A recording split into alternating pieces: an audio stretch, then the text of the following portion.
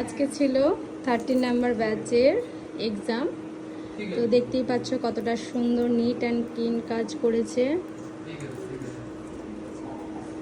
তো পরপর দেখিয়ে দিই। এই কাজটি করেছে সুস্মিতা। এই যে এটা আরেকটা একটা সুন্দর লুক, ব্রাইডাল লুক, ভীষণ মিষ্টি লাগছে এবং খুব সুন্দর নিট অ্যান্ড ক্লিন কাজ করেছে সুনিতা, সুন্দর লাগছে। এরপরে চলে যাব সানিয়ার কাছে। সানিয়াও একটা রিসেপশন করেছে, ভীষণ সুন্দর।